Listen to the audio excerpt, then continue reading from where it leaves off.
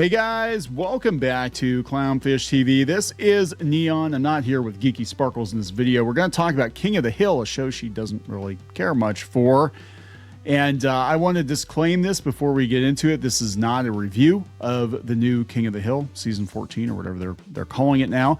But I wanted to talk about this Hollywood Reporter article talking about the tired middle and how King of the Hill is going to address that in current year. So it's kind of an interesting read because it shows where the head space is right now with Mike Judge and the other folks working on the reboot. Now, I do intend to watch this. I actually did watch the trailers for it. I thought the trailers looked pretty good, and I'm cautiously optimistic, especially since I'm going out to Metacritic, and people are like, "Yeah, this is actually pretty good. This isn't super woke King of the Hill." That's what I was afraid of. Was that the whole show is going to be about everybody lecturing Hank on what a piece of shit he is and how he's a relic, from another time. But it's going to be kind of interesting to watch this now because King of the Hill is one of those shows that couldn't get made today if it were new, I think. Same with Family Guy, and these are all under the Disney umbrella at this point, and that is a concern I had too. Like we saw how Disney nerfed The Simpsons, but I'm starting to wonder in hindsight now if Disney nerfed The Simpsons or The Simpsons just nerfed themselves. I don't know. As far as I'm concerned, we have 10 or 12 good seasons of The Simpsons, and the show ended, and that's it. Maybe it ended with a movie, and that's the end of The Simpsons. We don't have to think about it, talk about it. Apu still works at the Quickie Mart. Everything's fine over in Springfield. But let's talk about this before we get into it any further. Please subscribe for more pop culture news, views, and rants, guys. I do intend to check out King of the Hill in the next couple of days, and I'll try to do an actual review of it. But this article is making the rounds right now. It's come from the Hollywood Reporter. And they're like, King of the Hill showrunner on writing Hank Hill for a different era. So this is Saladin K. Patterson talking to the Hollywood Reporter. So this isn't Mike Judge. Talking to the Hollywood Reporter about how he kept the revival's sense of humor and characters true to the original and writing for a Disney-owned streamer about present-day Texas. They said, in an era of reboots, sequels, and seemingly never-ending franchises, the why now of bringing a show like King of the Hill back is the most important question, says the new showrunner. For the adult animated comedy, which debuted its story about a family living in a fictional town of Arlen, Texas in 1997, the why begins in San Francisco's Sketchfest, and Mike Judge and Greg Daniels did a table read. They said the fan response was so strong, they just realized there's still an appetite for these characters. People wanted to know what the characters are doing. There are always memes online. I wonder how Hank Hill will respond to this. That's always a good sign. Yeah, it's kind of funny because our neighbor in real life, like, I swear to God, he's Hank Hill. And he's like, I mean, seriously, he's an older guy. He used to work, I think he worked for the electric company. So it's not propane, but he's always out back cleaning his grill. Yeah. So it's like, but no, he's a great guy, but he reminds me very much of Hank Hill, and he's a very relatable guy, and people love this character. But yeah, I mean, I got to tell you, when they said, hey, we're bringing King of the Hill back, I'm like, oh, do we have to? It took 6 years to get it done. Basically, they said that Hank has returned from Saudi Arabia. It kind of reminds me of like Austin Powers or something. Like they're like, okay, well, we're gonna how do we explain Hank reacting to 2025? Well, we just kind of freeze him for 6 years, or however many years it was. So the reboot works to be both what the animated series always was, a satire about a conservative father and his family in a small Texas town, and what the moment is in an organic and authentic way. This reboot is about going back and revisiting these people and letting them sit in your life for half an hour at a time. And I think there's a really special place for that, special treat to give to people. So there are 10 episodes. Okay, so they dropped all 10 episodes on Hulu today. They said how the writing team brought the Hills and their community into the modern era, how the industry shifts brought the team into new choices from voice casting. Yeah, that was a huge deal. The voice casting thing to art style. That would be computers while honoring the characters of the voice cast that have since passed and more. So this guy worked on a bunch of sitcoms: Frasier, Bernie Mac, Big Bang Theory, Shifting Gears. The answer as to why we're doing this now, he says, which is the most important question for the Wonder. Oh my God. Wait. He did the Wonder Years? Oh no, dude. Okay. Hey, people say that's good. I'm gonna forget the Wonder Years happened. He says most important question for the Wonder Years. We were living at a time when the story of the black middle class during the civil rights movement had been told in that way before. Yeah, but you could call it something else. I mean, I'm gonna be honest. If you're gonna reboot a show and it doesn't have a lot to do with the original show, then just call it something else. But brand recognition, right? So the parallels between what was going on in society and the country in the late 60s and what's going on in the early 2020s were so in your face. Unfortunately, yes, somehow racism has returned. Now, it never really went away, but that became everything was racist. It felt like good commentary to look back and be able to look at the present in a somewhat similar way, but not quite as charged. With King of the Hill, when I sat down with Mike and Greg, and they were meeting with me to potentially be the showrunner, I told them the things that stood out to me about why I was interested in doing the reboot. In the original, the character of Hank Hill had a strong point of view, and is a very strong character known for representing a common sense middle ground. Now, this is the point of the video. I swear to God, guys, this is the point of the video. Whether you lean left or right, Hank always represented the common sense middle that satirized the extremes. Hank was an everyman, and everything has gotten crazy the last couple of years. Hank represents the tired middle. Geeky and I were talking about it before I recorded the video, and she said she doesn't care for King of the Hill, but she said she can respect that, a lot of people are still in the middle. You just don't hear anything from them. Now, whether or not Hank's actually in the middle, I'll have to watch it and see, because I have a feeling it's not going to be quite the show people were thinking it's going to be, just the way that South Park isn't quite the show people were hoping it was going to be. I think because of the Kathleen Kennedy episode, people forgot that,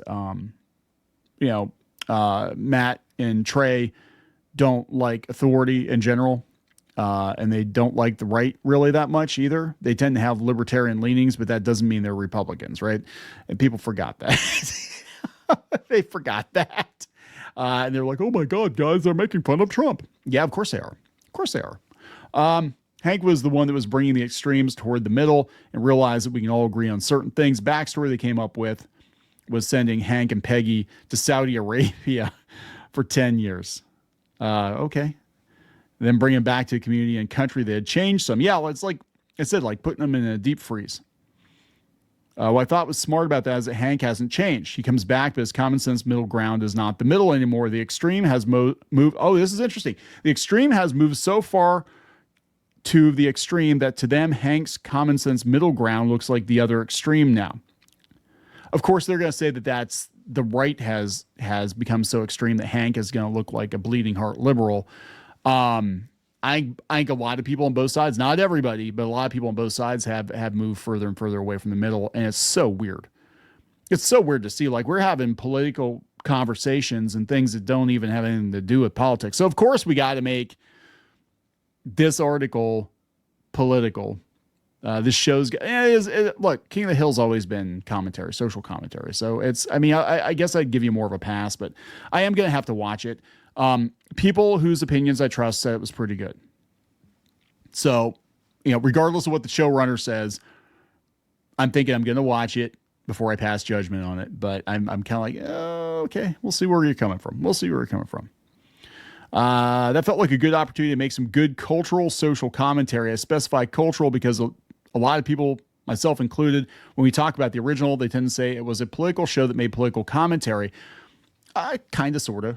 That's really us projecting on King of the Hill what we think and feel. The original touched upon politics sometimes, but the social commentary was more cultural. Yeah, I would say it's more of a social commentary.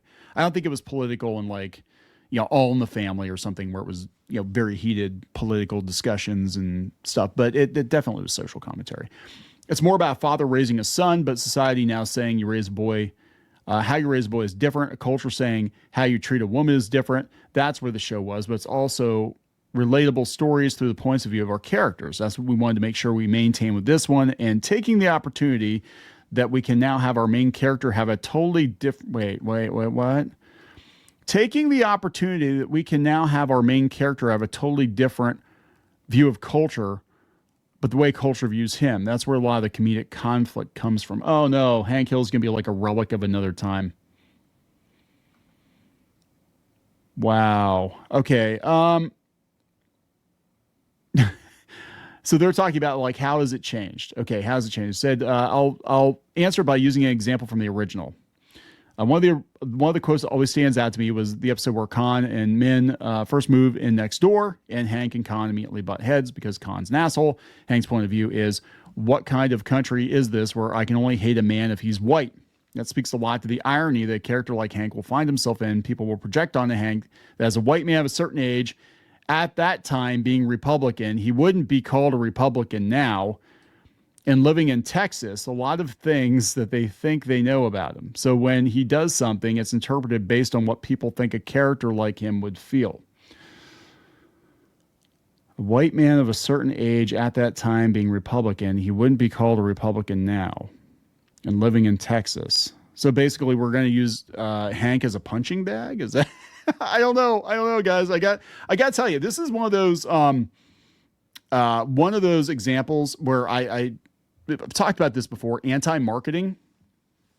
And I understand that, people that work on these shows and movies, they've got their own opinions about the country and things, from their, Beverly Hills, towers or whatever. I get that. I completely get that. And most of the programming is made in a part of the country that runs contrary to, mostly the rest of America, but okay, whatever. I get that. This happened with Dungeons and Dragons too, where people didn't watch it because the showrunners were out there talking about how men were going to be emasculated and isn't that funny to me? Now, if I hadn't heard that this show was good from people whose opinions I trust already, and if I hadn't, taken a look at the Metacritic score and I was like, yeah, it looks pretty decent, right? There's only 7 user ratings. I would look at this and be like, wait a minute. So we're going to make Hank the butt of all the jokes, which, he could be. But yeah, I find this concerning. They're like, well, Hank's definitely not a Republican. I'm like, oh my God, not a Republican now anyway. And that might be the case. I mean, hell, you might be shocked to learn I'm not a Republican. But still, it's like, I don't know if I would, I'm going to be honest. I don't know if I would have said that right now. If you're trying to get everybody to watch your show. I'm just saying, if you're trying to be like, oh, Hank's the, logical middle or whatever. And then you're like, oh, also he's the butt of jokes and he's definitely not a Republican. I wouldn't have said that. But Hank's point of view was, yeah, no, I don't hate him because he's racist. I hate him because he's an asshole. That's where a lot of rich comedic irony lives. And why is that ironic? You're not allowed to hate somebody for being an asshole just because of their race. I mean, assholes come in every color of the rainbow, my friends. I hate to break it to you. I've been around long enough to see a lot of assholes.